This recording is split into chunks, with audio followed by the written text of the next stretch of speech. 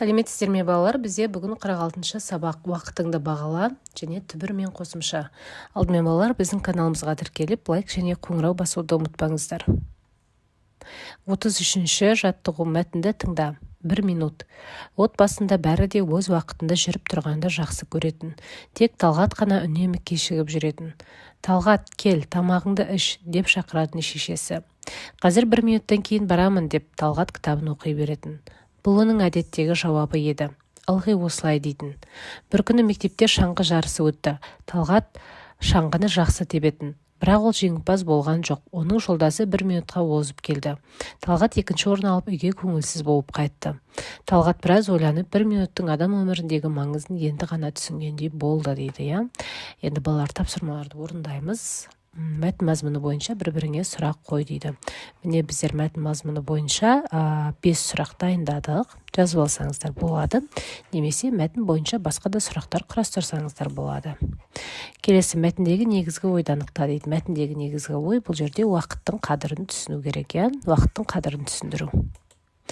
Талғат 1 минуттың да рөлі бар екенін түсінді ме? Оның түсінуіне не себеп болды дейді, иә?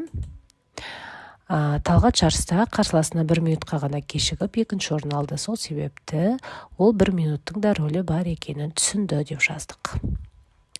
Келесі тапсырма.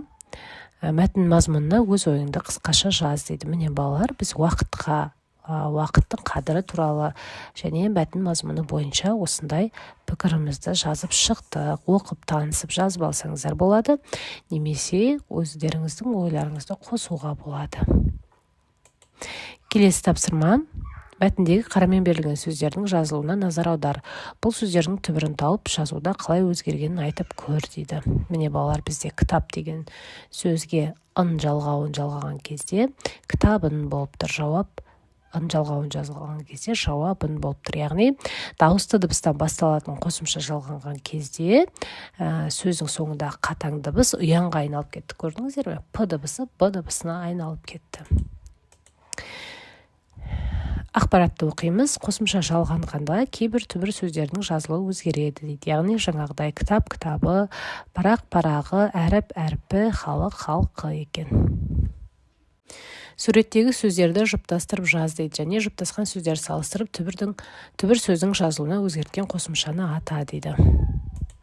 Міне балалар, ерік, еркі, көрік, көркі, орын, орны. Яғни қосымшасы жалғанғанда сөздің ортасында дыбысы түсіп қалды дейді. Мына жерде қосымшасы жалғанған кезде сөздің ортасындағы дыбысы түсіп қалды. Яғни қосымшаның жалғануы түбірдің өзгеруіне әсер етіп тұр, иә. Келесі 35-ші жаттығу, мақалдың қатесін түзеп жаз дейді. Балалар, бұл жерде ел көркі мал, өзен көркі тал болады. Осымен сабағымыз аяқталды.